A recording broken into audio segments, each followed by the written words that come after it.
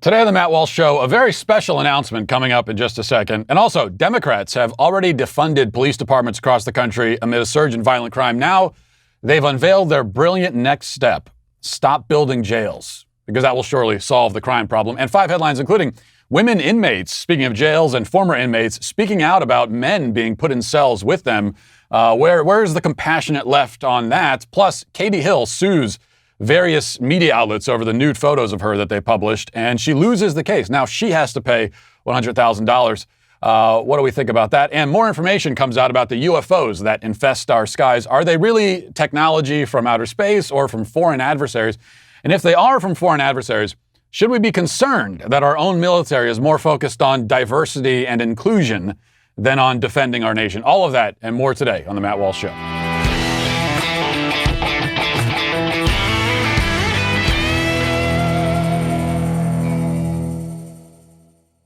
Before we begin today, I want to revisit something briefly that we discussed yesterday.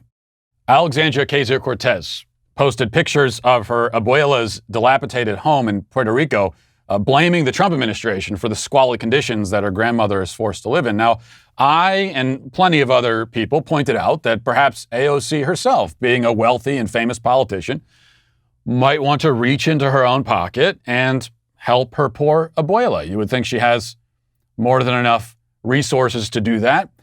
But we have to understand that AOC has other expenses that she has to attend to. She just bought a Tesla, for example. You know, those payments can be pretty expensive. And she spends a lot, I'm sure, on organic produce at Whole Foods. Have you ever seen the organic produce section at Whole Foods? Very expensive. The point is, she just isn't able to fix her abuela's ceiling, which is currently in the process of collapsing. And that's why she posted a picture of it and blamed Donald Trump for it. And I understand all of that, and I want to help. So today, I'm going to be launching a GoFundMe campaign to help AOC's abuela. And this is totally serious. We're really going to launch this, and I'll be kicking off the effort by donating some of my own money to this effort. You know, I'll have more information about the fundraising drive very soon, but for now, I just want AOC's abuela to know that I care, even if her granddaughter doesn't. Help is on the way. More on that later on today. Now, on to the topic at hand. As we know, there is an epidemic of violent crime all across the country. This epidemic is really just an extension of, a worsening of, the epidemic that had already been plaguing many major cities for decades. As Democrats move to defund police departments, release prisoners from jail, or keep them out of jail to begin with, many cities are seeing their already existent violent crime problem surge now to terrifying new levels. Selecting just a few examples here, homicides in Los Angeles are up 44% from 2019 and nearly 27% over 2020. Aggravated assaults and other violent crimes have also seen a precipitous rise. Violent crime in New York is up 22%. In Seattle, they're dealing with their highest homicide rate in over a quarter century. In Chicago, shootings are up 36% over the previous year, and they were really bad the previous year too. Atlanta, Baltimore, Austin, etc. have all seen similar spikes. As incarceration rates go down and the prison population decreases and police departments shrink, violent crime rises. It's almost as if there might be some kind of correlation here. I don't know. Fewer people in prison population is going down, fewer police officers, crime is going up. There are just a lot of dots here that seem to be collecting, and it's almost like you might be able to connect them. I don't know. In fact, there are more dots than that possibly could be connected, because there's a very specific pattern to some of this stuff.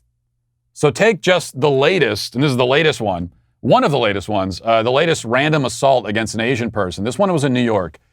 First, let's play the local news report on the incident, and maybe you can pick up on some of the patterns that are coming to light here. Let's watch. On Monday night, on Memorial Day, a 55-year-old Asian woman was returning from grocery shopping when she was suddenly punched. The victim fell to the ground on her butt and rolled back. The back of her head hit the outdoor dining frame, and she passed out. Her eye just shut off. Thankfully, Good Samaritans stepped in to tend to the victim and to make sure the attacker did not escape.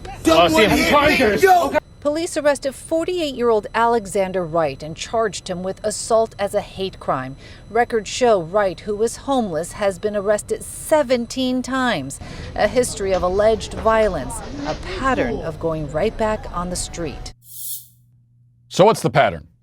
Well, first of all, that was not a white man committing that assault. Asians are being targeted across the country, but despite what the media might want you to believe, this wave of hate crimes is not being driven by white supremacists.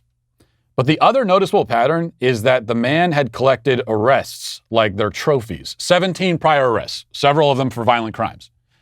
Yet he ends up back on the street after each crime, never with apparently any intention to stop committing crimes. Just put him back on the street. You know he's going to commit another crime, and he does, and repeat the process forever.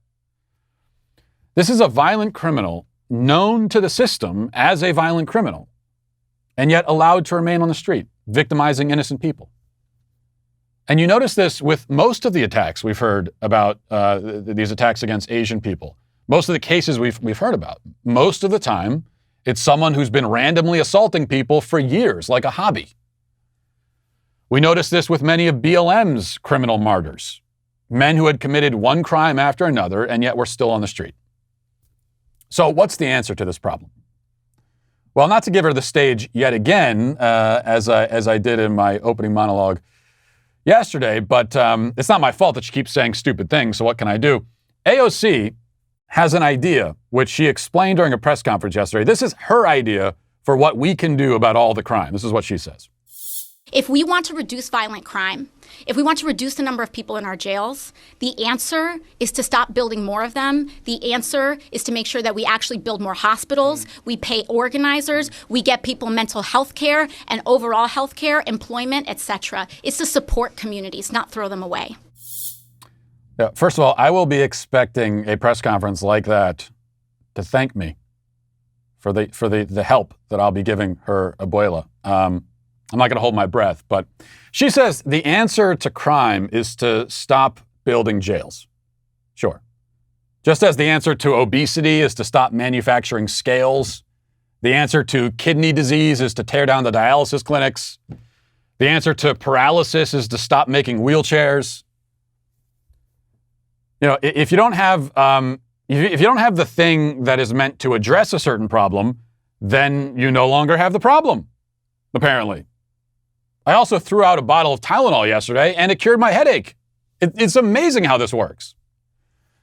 The problem, of course, is that in reality, if you have fewer jails and fewer people in jails, the people who would otherwise be in jail have to go somewhere. And in this case, they will go back into their communities, where they will become the problem of someone other than AOC or her fellow Democratic lawmakers. Always remember that the people telling us to tear down the jails and the police departments, they are almost every time, in nearly every case, people who live in communities where violent crime is not a major issue to begin with. It's easy for them to have compassion for violent criminals because someone else will have to pay the price for their compassion. And you'll notice that about Democratic leftist compassion. This is the way it always goes. Someone suffers because of it, and it's not them. Now, true compassion means taking on someone's suffering, sharing in their suffering, suffering alongside them. It means that you, as the compassionate person, are the one suffering alongside the person. But that's not how leftist compassion works. You see, you will suffer for their compassion. Your family pays the price. Your children. They're not alleviating injustice or suffering. They are, at best, transferring it from one place to another and never onto themselves because they're standing off at a safe distance. Only in this case, there is no injustice in sending criminals to jail. There may be some suffering for them, sure. I imagine there's a lot of suffering in jail. But they deserve it. Their suffering is just.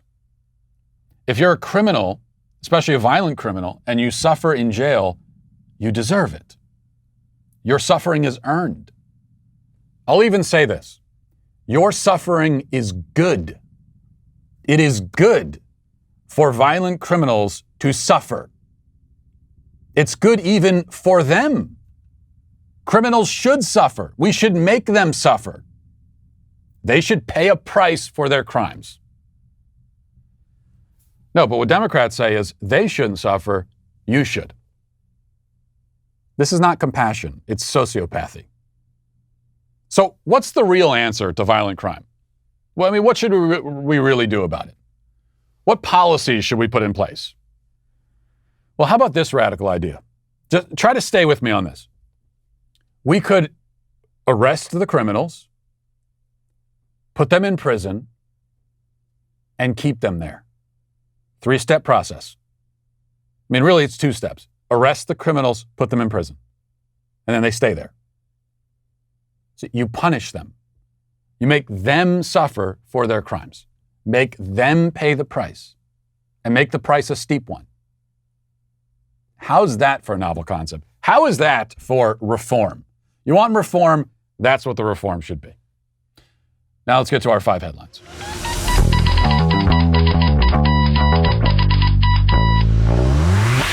Now we check in with ZipRecruiter. You know, recent data shows that out of all the female-owned businesses, it's estimated that 1 in 3 is owned by a mom. Not the same mom, but I mean, they're all different moms, presumably. Ever wonder how these amazing moms and dads find time to hire for their businesses while juggling their families? Well, with ZipRecruiter, that's how they do it. And right now, you can try it for free only at ZipRecruiter.com/Walsh. CEO and founder Talia Goldstein is one such entrepreneur. Besides being a mother of 2, her personalized matchmaking company, 3-Day Rule, is constantly growing, and she needs to hire several matchmakers a month. So that's why she uses ZipRecruiter. ZipRecruiter's powerful technology helps her find people with the right experience and actively invites them to apply. So it's not just like you're putting the listing up and hoping that someone finds it. They are actively finding people for you to fill that job. 4 out of 5 employers who post on ZipRecruiter get a quality candidate within the first day. You just can't beat those kinds of results. And right now, you can try ZipRecruiter for free at this web address, ZipRecruiter.com/Walsh. This special offer is only good at ZipRecruiter.com/Walsh, WALSH. ZipRecruiter, the smartest way to hire.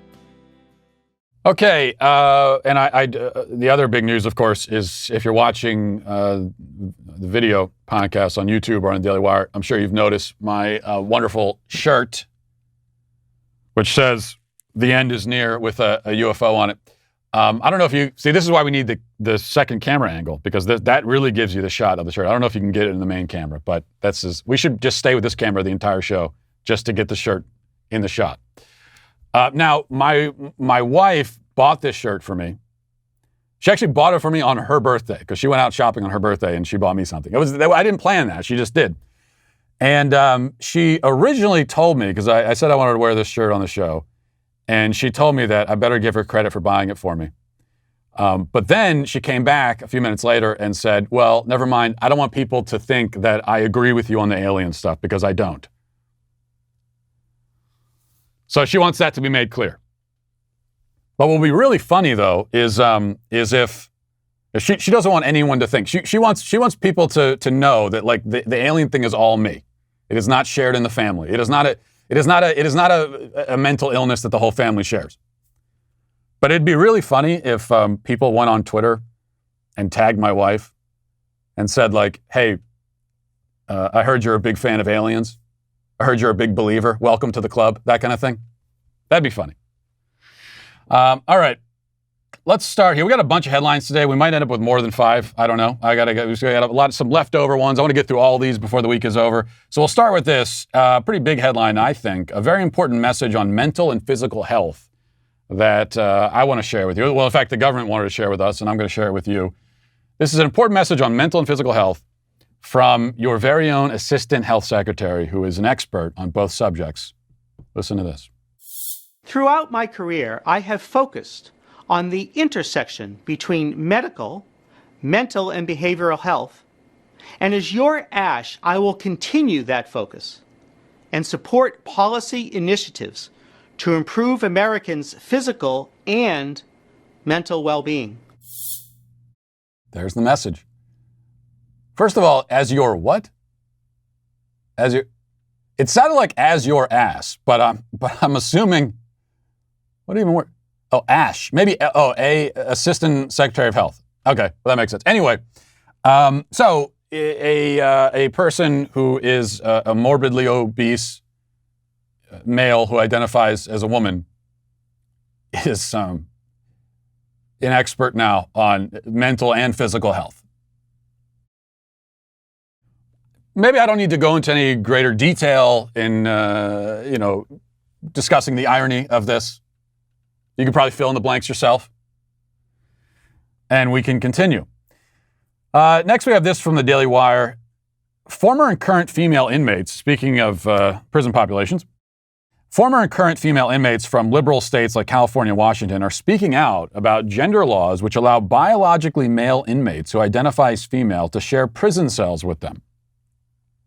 One woman recalled sharing, and this gets a little graphic, by the way, just a fair warning, but I think everyone needs to know what's going on here. So, a little graphic, but one woman recalled sharing a cell with a man who sustained, quote, a full erection. Another noted how female inmates, many victims of past sexual assault, are arming themselves out of fear of victimization from 300-pound men who, quote, look like Hercules. Those women spoke to Abigail Schreier, author of Irreversible Damage, The Transgender Craze Seducing Our Daughters, a book which I read recently and I've talked about on this show, and I would highly recommend that book to everyone. But they spoke with her, and she was talking about their plight. Former inmate Tyrena Griffin told Schreier that, quote, many of the men who are transferring there aren't even on hormonal medication. She told the author, quote, they're getting a full erection. So you're locked in this room 24/7 with a man, and there's nothing you can do about it. If you tell the police you don't want to live with a man or you're afraid or whatever, you'll get a disciplinary infraction. So you're basically punished for being scared. Another former inmate, Amy Ichikawa, explained that Central California Women's Facility in Chowchilla does not separate inmates based on severity of crime due to the nature of women's facilities being significantly less violent than men's facilities.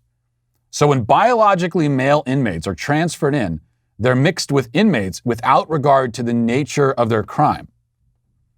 Ichikawa said, quote, we're all mixed together. The people who've murdered their children are in the same room as the people who've stolen boxers from Walmart. And it's worth reading this report because it goes into more detail than that, and all of it is absolutely horrifying. Now, I said just a moment ago that prisons are a place of suffering. There's no doubt about that. And that's not a bad thing, because if you're a criminal, you should suffer. I mean, all criminals should suffer, just not to the same degree. I mean, obviously, someone who steals boxers from Walmart isn't going to suffer. It shouldn't be made to suffer in the same way that a violent criminal or a murderer should. But there should be a punishment. See, that's the thing with now I'm kind of backtracking to the other conversation. We'll loop back around in a second. But we have to be clear, and I think we have this muddled idea these days about what prison even is and why it exists in the first place. And I would say that it exists for two reasons, and they're equally as important. One reason is to segregate dangerous people from society. That's part of it. That's really important, especially if you live in one of these communities where these violent criminals tend to also live.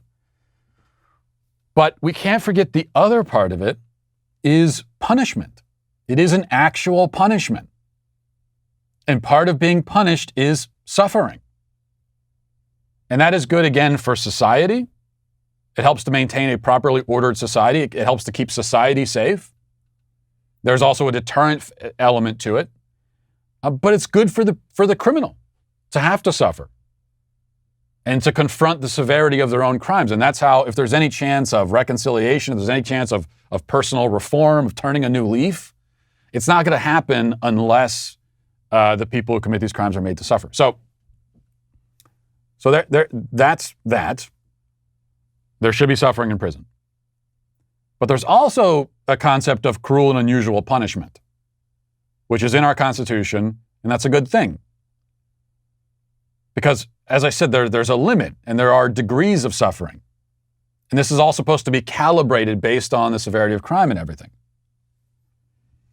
So putting women, many of them not even violent criminals, shoplifters, people, illegal drug users, and so on, locking them in cells with these large, violent men for 24 hours a day. That is cruel and unusual punishment.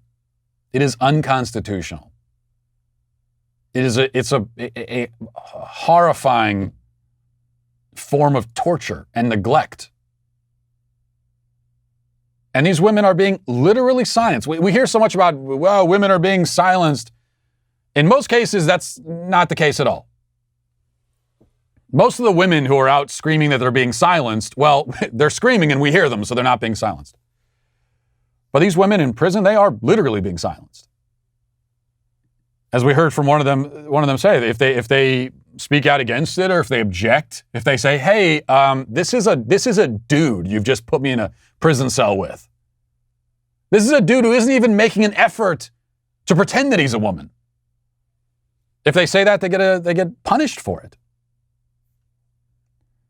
If you really cared at all about, number one, women's rights, and number two, the unjust suffering and the unjust punishment of criminals, if you cared about any of that or all of it, then you'd be speaking out loudly about this. You'd be holding press conferences about this. Alexandria Ocasio-Cortez, she's not going to say a damn word about this. Is it because she doesn't know? Oh, she knows. Is it because she doesn't realize that it's insane to be taking women and putting them in jail cells with 300-pound men? Does she not realize? No, she realizes that it's insane also. Despite how it may seem, most of these Democrats, including Alexandria Ocasio-Cortez, look, they're radical, they're dishonest, but most of them are not stupid. You know, it may seem like they are, but they're not, at least they're not as dumb as they come across. They know what they're doing. And they know that this is wrong, but they're not going to say anything about it because they care more about their ideology than the suffering of anyone, including women. And all of this is based on, we're putting men in women's prisons. It's based on the honor system. Like you might as well just have no bars and no walls in the prison and base the entire thing on the honor system. Here's your spot where you're supposed to be in jail for the next 27 years. We're not going to have any guards. We're not going to have any walls or anything. Honor system, okay? I mean, you're a murderer. I'm sure we can trust your personal sense of honor and integrity. So on the honor system, they're letting men into women's prisons because the men claim that they identify as women or really feel deep down that they're women. There's no way to confirm that. It's just they said it. And so, who would lie? This is a murderer and sex offender. He wouldn't lie about this. And of course, even if we could confirm that they really do identify as women, that wouldn't make a damn bit of difference because they still don't belong in women's prisons because they're not women. But the point is that a lot of these guys, they don't even really identify as women. They identify as far as just saying, "Oh yeah, I'm a woman."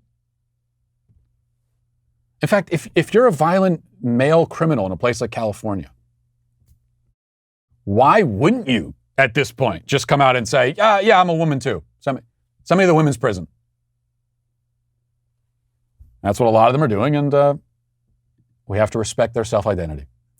All right, next, this is from LA Mag. It says, former Southern California Congresswoman Katie Hill has been dealt another blow in her lawsuit against her ex-husband and two media companies for publishing nude photos of her without consent.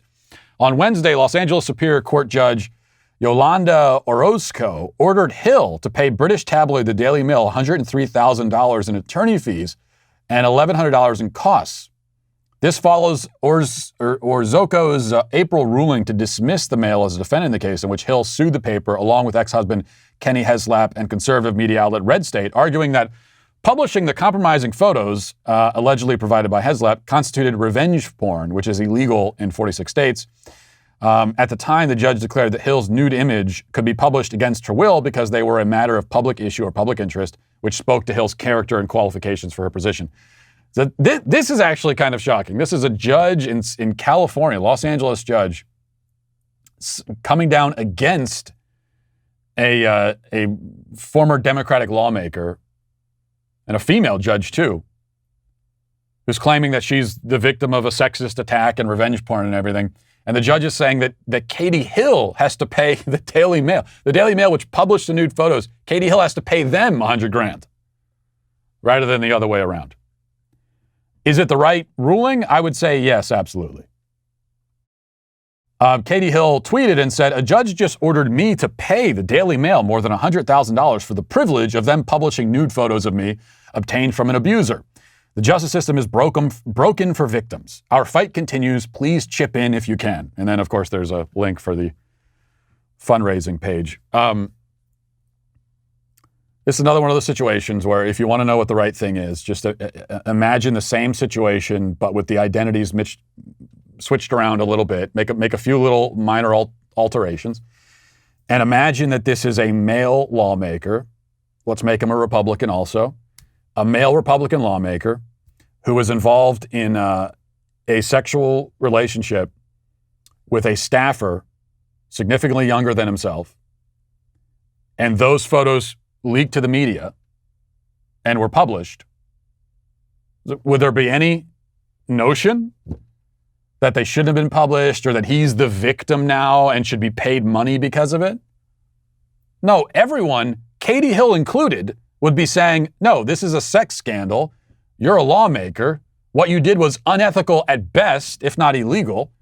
And this is the evidence of it. And it's public interest. The public has a right to know that you're doing this.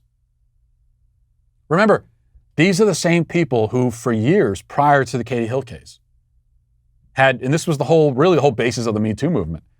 They had said that, consent is not just a matter of someone, of both partners agreeing verbally to do a certain thing. What they've told us is that even if you get verbal agreement, it may still be a form of sexual assault because of power dynamics. And so if you have power, if you're in a position of power over someone else and they agree to be involved in a sexual relationship, it can still be rape or sexual assault because they weren't in a position to say no. That's what we were told.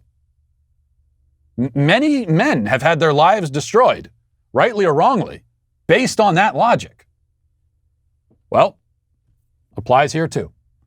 By their logic, Katie Hill's a sexual abuser. By their logic, by her logic. And these photos were evidence of that. All right, next, the state of Florida is free and open and having a blast, has been for a while, but the left can't admit that. So it's always funny to see the lengths they go to in order to make it seem like Florida is some kind of dystopia. For example, Jimmy Kimmel, who, and I'm not just saying that, and this is Jimmy Kimmel, right? Not Jimmy Fallon. I get them confused. Yeah, Jimmy Kimmel. And I'm not just saying this because of his politics, but I have never heard him tell a funny joke. I don't really get the whole Jimmy Kimmel thing. But here's him on a show last night talking about Florida. And yeah, he's making a quote-unquote joke, but listen to what he says about Florida. In America's North Korea, the Sunshine State, from time to time, we enjoy taking a look at what's going on. And tonight we are doing it again in a Governor DeSantis edition of This Week in Florida. I am proud to be here today in the Everglades as we kick off registration for the 2021 Python Challenge. Participants who remove the most pythons and who capture the longest pythons will receive prizes. Unfortunately, all the prizes are pythons, so it's a pythonathon going on there in Florida. So I mean, the only joke there is just, oh, look at these hicks. But isn't that funny? What are they doing catching pythons? Well, by the way, just so you know, it's not funny. I'm not saying it's not funny. Oh, that's not funny. Like I'm offended. It's just not funny. It's they're catching the pythons because pythons are an invasive species in the Everglades, and they've been introduced, I guess, by pet owners who got pythons for. Why would you ever want a python or a snake of any kind as a pet? And I'm not even afraid of snakes like I am of spiders, but what do they do? They just lie there. What kind of bond are you developing with a snake? But anyway, pet owners, they get the python and realize, I don't know if this makes the best pet. And then they release it out into the wild, and now they become an invasive species and are wreaking havoc on the ecosystem. So this is not only makes sense for them to do this down there in Florida, to incentivize people to go out and find these pythons and destroy them, but it's also environmentally conscious. It's eco-friendly. Okay, it's about protecting the ecosystem. But before that, Jimmy Kimmel says that Florida is America's North Korea. What? Look, I get these trying to make a joke, but the joke has to have some basis in reality or it's not funny. Florida is America's North Korea. Florida is now and has been the most open and free state in the country. It's open, it's free, people are having a good time. North Korea? What? No, that would be an analogy that works for states that were locked down for a year and you had to get permission from the government to get like a permission slip to go walk your dog outside for 25 minutes. Okay, that would be a North Korea type situation. Florida is America. That's like saying, hey, I went to Golden Corral the other day. It's like America's Ethiopia. No, it's the opposite of that. Is that supposed to be the joke? They just can't bring themselves to admit that they everything worked out well in Florida. It worked out better than it did in almost any other state. They can't, and they hate that. You have to understand, people like Jimmy Kimmel, they are so angry that Florida was not hit as hard as places like New York. They wish that thousands of more Floridians had died. They'd be happy. Okay, and I'm not, this is just the fact. If the coronavirus were to come surging back suddenly in Florida tomorrow and 20,000 people died in 2 weeks in Florida, someone like Jimmy, he would be ecstatic. He would have trouble containing his enthusiasm. He wishes that had happened. And he's so upset that it didn't. That goes for almost everyone else in media too. All right, what else do we got here? All right, I'll mention this as well. This is from the Daily Wire. Also, it says pop singer Ricky Martin said haven't heard much about him in the last 20 years or so, but Ricky Martin said he still suffers from PTSD from a 20-year-old interview he did with Barbara Walters in which she inquired about his sexuality. Speaking to People to commemorate the month of June, what some people refer to as Pride Month, the Livin' La Vida Loca singer said he gets a fit of anxiety when he reflects upon the interview with Barbara Walters. Though Ricky Martin openly declared his sexuality in 2010, rumors swirled prior to his coming out. And so he was asked about it, and now he says, when she asked the question, I felt violated because I was just not ready to come out. I was very afraid. There's a little PTSD with that. And I'm only bringing this up because this is something people really need to stop doing. And I've talked many times about how,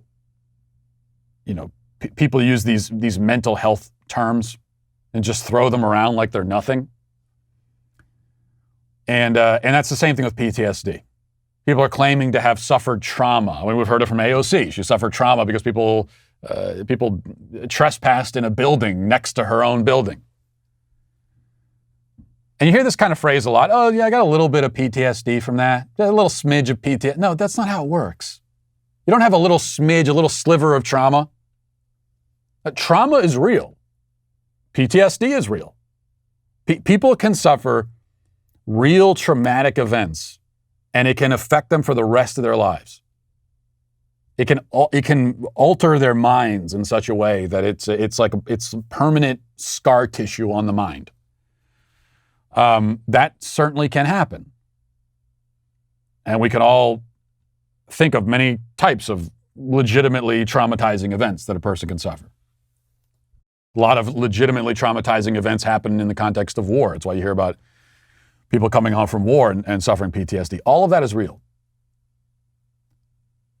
But no, every uncomfortable situation is not traumatic. Even if it's really uncomfortable or embarrassing, you know. Every time you're made to feel a little bit of pain, whether emotional or physical, that's not trauma. But of course, we're also told that you're never allowed to question anybody's trauma. If someone says they suffered trauma, you can't question it. No, I think you definitely can. Especially if someone comes and announces. If they don't announce it, it's none of our business. But if they announce it and say, "Oh, I suffered trauma. I'm a trauma victim," you have every right to say, "Oh, well, what happened?"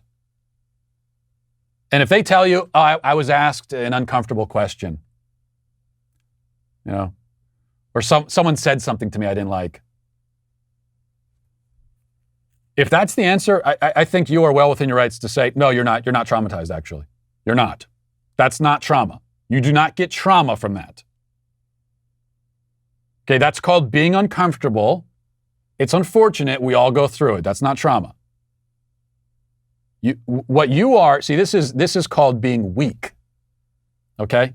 Being unable to deal with uncomfortable situations. That's weakness. You're weak. Being traumatized by actually traumatic events, that's not weakness. That's human. Any human would be. All right, let's go now to, we'll go ahead to reading the YouTube comments. First of all, this is Dana, says, "I am one of those women who was lied to regarding abortion. I had an abortion when I was 18 and another when I was 21. I was lied to by everyone, including my own mother. I don't blame anyone but myself for my own decisions, however, and I live every day of my life with regret. I pray to God for his forgiveness and to look over the 2 babies whose lives I needlessly ended. I've since had a daughter who's now a teenager. I've shared my story with her in hopes that she never makes the same mistakes. Thank you for reading my story." Well, thank you for sharing it, Dana. Speaking of traumatic events, okay, this is something that really does this. And there are many women who are suffering this kind of trauma. And many women who, as I mentioned yesterday, will talk about it like Dana is here, but they're not listened to, which is another theme on the show. But this is why when we talk about abortion, you know, I think the primary villains, I point first and foremost, and of course we're all responsible for our own actions, and whatever we do, the responsibility comes to us. But with abortion, you know, there is this concerted, highly funded effort, conspiracy really, at the highest levels of society. And the abortion industry itself is $1 billion industry. And they put a lot of money and a lot of time, and they've gotten very good at exploiting the fears of young women who go in there. And the first thing they tell young women, and we heard it from Paxton yesterday, who was being celebrated for her bravery, for talking about how her life will be over if she has a kid and she'll need to get an abortion. If she can't get an abortion, then her life is over. And as I said, I didn't really blame her for holding that point of view, because she's 17, 18 years old, and this is what she's been told her whole life, and probably by her parents as well, I would guess. Could be wrong about that, but very powerful forces in society have invested a lot into convincing her of that. And so women go into these clinics, and they're given, the message they get is one of just total hopelessness and fear. They've got all these fears and anxieties already, which are understandable, especially if you're a young person, unmarried, you're pregnant. You've got all those fears and anxieties, and then you go into the abortion clinic, and what do? They don't try to allay those fears. They exploit them. They say, "Oh, you feel like your life's over because of this pregnancy? You're right. It is." And so for me, I point to the responsibility lying first and foremost with the clinics who are exploiting women like Dana. All right, let's go now to Evan. Evan says, only in America can a woman with the last name Cortez lecture the rest of us for having ancestors who colonized people. I always have the same thought whenever Alexandria Ocasio-Cortez comes up, but I hesitate to make it because I think Hernan Cortez is one of the greatest heroes of history. So I'd be giving AOC way too much credit to draw that connection. But he was a colonizer, that's for sure. There's no doubt about that. Turns out not all colonizers are bad. And when you've got a colonizer, a conquistador, who is defeating a civilization which enslaves and murders and decapitates thousands and thousands of innocent people every year, that's a good thing. The Aztec Empire, as evil as the Nazis. They're in that category. They didn't kill as many people because they didn't have the same kind of technology, the same capability to do it. They were killing people by one at a time, laying them down on a stone slab and cutting their hearts out. Takes a little bit longer to do, but the day that the Aztec Empire fell should be one that we celebrate. That should be a worldwide global holiday. Let's see. Kyle says, Matt, what are your thoughts on the legalization of psychedelics like psilocybin? I haven't even heard of that. What do I think about legalizing it? I think that's a terrible idea. William says, I've never wanted a child because I'm selfish. I enjoy free time and the ability to travel a lot. But since watching this program more and hearing your beautiful stories and views on fatherhood, I will have at least one child. Well, see, that's encouraging. I like hearing things like that. And but you know something, William? First of all, we're all human beings are selfish naturally, and that's an inclination we all have that we have to fight against. We don't want to say it's natural and give into it, but it's something you have to struggle against. And as for men, I think it's more sort of natural for young women to have this deep craving for motherhood. And of course, they now have society telling them they shouldn't crave that, they shouldn't want that. Instead, they should desire, professional success, and they should dream, rather than dreaming of having a baby, they should dream of sitting in a cubicle, because that's the ultimate, that's the pinnacle of human existence right there. But for men, and there are some men who've grown up desiring that. I think there are probably fewer men. Which is why, and yet, it's something that men should do. It's something that most men should do, is have kids and be a father. That's why I think we need to introduce, again, this concept of duty, of responsibility. And as a man, you have certain duties and certain responsibilities that you should accept. And most men are called, not all, but most men are called to be husbands and fathers. Once again, I emphasize not all, but most. That is ultimately where you will find your purpose, whether you realize it or not. And it's also where you're going to find your fulfillment and your happiness, whether you realize it or not.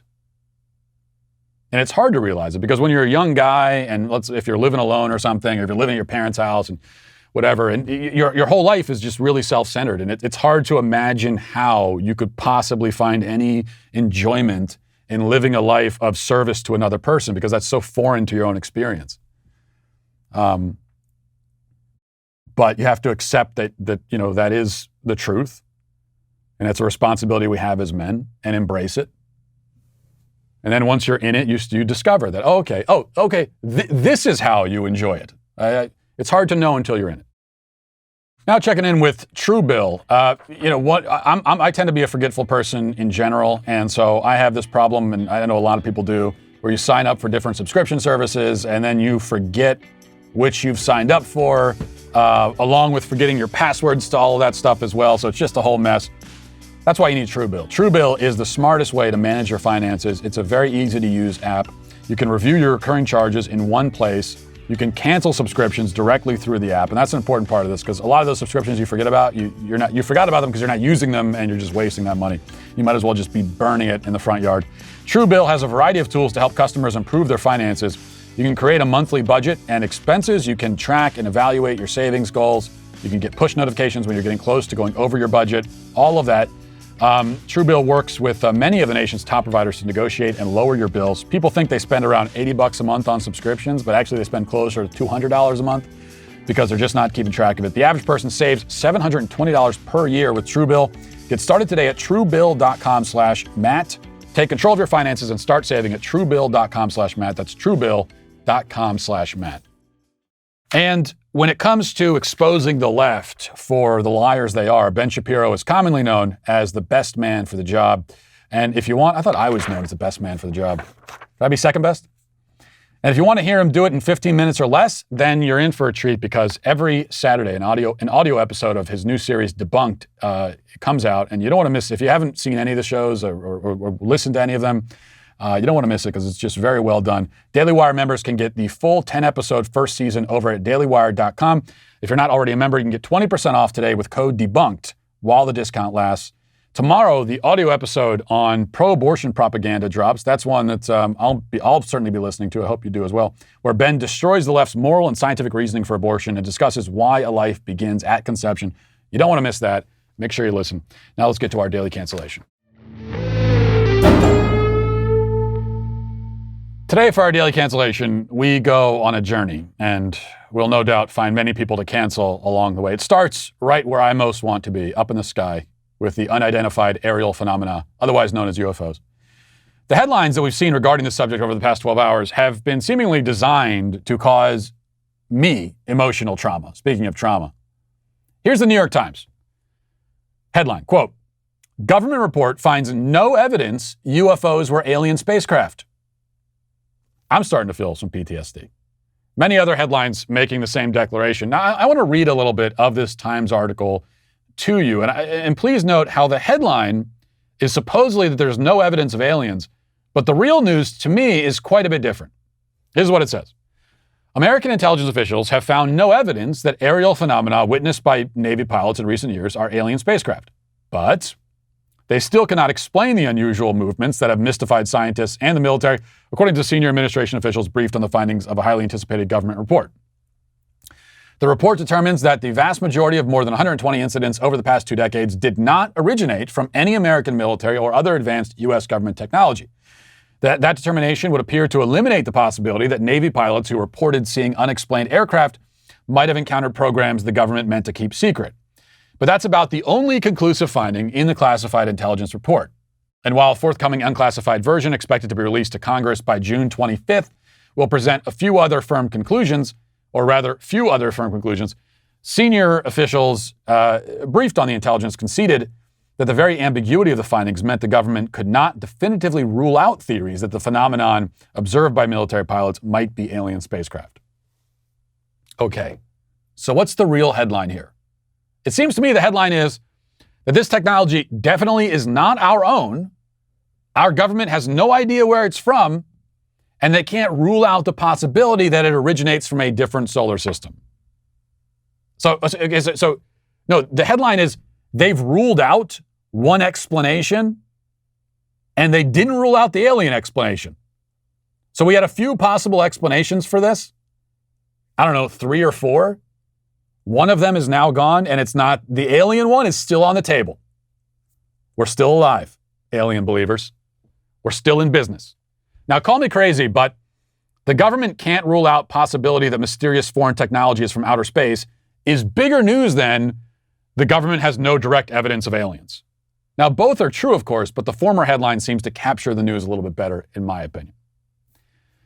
Now, I don't want to focus today on the alien hypothesis only. I've focused on that plenty. I'll continue to provide top-notch alien content to you in the future as we await the report, which, by the way, I did realize a couple days ago to my horror that if this report comes out on June 25th, I'm not going to be here. I'm going on vacation at the end of the month, and I'll be gone for, like 8 or 9 days. It'd be just my luck if the damn report comes out like on the first day of my vacation. Because, if I'm here and the report comes out, we're doing a week on aliens. Oh, yes. It's happening. That'll be just my luck. And you know what's going to happen? I'm going to go on vacation. The alien report comes out. And I'm going to have to say to my wife, listen, I got to go. I have something I need to do. And I'm going to have to drive back here and leave her wherever we are so we can talk about aliens. I'm sure she'll understand. Remember, like I told you, my wife is a big believer in aliens. Wink, wink. Now, anyway, for now, though, just for the sake of argument, I want to take into consideration, let's just take into consideration this idea that, putting aliens aside, that the flying objects may have more earthly origins. So going back to the Times article, this is what they say about that. Intelligence officials believe at least some of the aerial phenomena could be experimental technology from a rival power, most likely Russia or China. One senior official briefed on the intelligence said without hesitation that U.S. officials knew it was not American technology. He said there was worry among intelligence and military officials that China or Russia could be experimenting with hypersonic technology. Russia has been investing heavily in hypersonics, believing the technology offers the ability to evade American missile defense technology. China has also developed hypersonic weaponry and included it in military parades. If the phenomena were Chinese or Russian aircraft, officials said it would suggest that two powers' hypersonic research has far outpaced American military development. Now, as much as I hate to admit it, it does seem that the China-Russia theory is maybe the more likely, more plausible explanation. Okay, now that doesn't make the more entertaining alien hypothesis implausible. At least the Russia-China thing is the more plausible explanation for some of the sightings. We should keep in mind that there have been sightings all over the world. So this is not just one thing we're talking about. It's not as though every single UFO has to come from the same place, whether that be a place on Earth or elsewhere. But let's really think about the possibility that a foreign country, likely an adversary, an enemy, has developed military technology so advanced that our military has to at least entertain the possibility that it's not even from this planet. This all seems to create a rather frightening context for stories like this from the New York Post. It says, quote, the Pentagon defended the military's diversity and inclusion training programs amid a torrent of criticism, saying they're essential for recruiting the right people in its duty to defend the nation. Pentagon spokesman John Kirby was asked during Tuesday's briefing about GOP lawmakers creating sites urging whistleblowers in the armed services to expose progressive diversity training programs, some of which have reportedly deemed white people, quote, inherently evil. So that was the question. Let's listen now to John Kirby's answer, explaining why the military needs to focus on diversity and inclusion and tolerance and equity, and why that makes us safer. Let's listen. Some Republican lawmakers have been attacking various efforts on the diversity inclusion front in the military, complaining about the stand-down order earlier this spring. Some have started a system on social media for active duty troops to file complaints about the so-called woke media military. What is your observation or comment on that?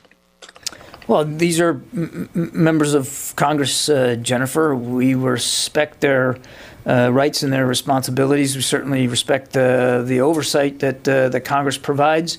I'm not going to comment on any specific one initiative that members of Congress might be doing. I think that's more appropriate for them to speak to. What I can speak to is what we're really focused on here at the department, and that's defending the nation. And that means putting in place the right resources, the right strategies, the right operational concepts to do that around the world. So diversity and inclusion are essential to defending our nation, he says. And he's indeed accurately communicating the Defense Department's operating principle. In fact, as the DoD-affiliated website Military One Source explains in a recent article, quote, the diverse makeup of the armed forces is one of its greatest assets. When service members of different races, ethnicities, religions, sexual orientations, and other identities unite for a common mission, the result is a stronger and more effective force. To ensure continued progress, the DoD has established the Independent Defense Advisory Committee on Diversity and Inclusion in the Armed Forces. This committee will continue the work of examining any and all issues that will improve equal opportunity, diversity, and inclusion in the military. Diverse and inclusive ranks are essential to morale, force cohesion, and readiness. Now, as always, there is no attempt to provide evidence supporting the assertion that a diverse and inclusive military is more effective. Whenever anyone in a position of authority is put on the spot about this, they always dissemble, they obfuscate. As the Pentagon spokesman did in the clip we just played, they start talking about how the military needs to find the best people for the job, etc.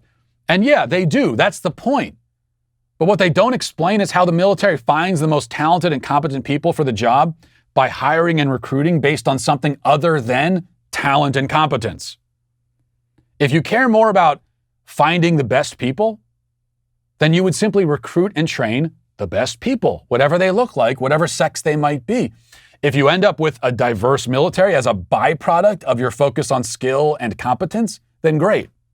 If you, let's say, end up with a military comprised almost entirely of straight men, that's great too. However it shakes out is fine because the people you have on board are the best of the best. Diversity, again, should be a byproduct, if anything, not the goal, not a litmus test. But that's not how our military's top brass see it. They're putting out ads featuring sorority girls with lesbian moms, and the CIA is bragging about hiring women with anxiety disorders, and they're sending military members and intelligence officers to mandatory sensitivity training courses and critical race theory brainwashing sessions because they believe that the ultimate mission of these institutions is to support progressive social causes. That's what they believe. Meanwhile, China and Russia are finding the very best and toughest people that their nations have to offer and setting them to the task of defending their country and expanding their empires, and even potentially developing technology that looks like it's from another galaxy. In comparison with that, we are committing an act of national suicide. We're not the first nation to kill itself, but we may be the first to do it so intentionally and abruptly and quickly and through such bizarre means. In short, I would like to once again send out a plea to the aliens to take me with you before you leave to go back to your home planet. Because I know eventually you're leaving. Because you got to be sick of this. And please allow my wife and kids to come too. I haven't consulted them about this, but I think they'll adjust and ultimately they'll thank me for it and everyone will be better off. As for who I'm canceling, well, I guess the Pentagon, the media for continuing to doubt the alien hypothesis, just canceling everyone, which is how I like to end every week on a Friday. And we'll leave it there. Thanks for watching. Thanks for listening. Have a great day. Godspeed.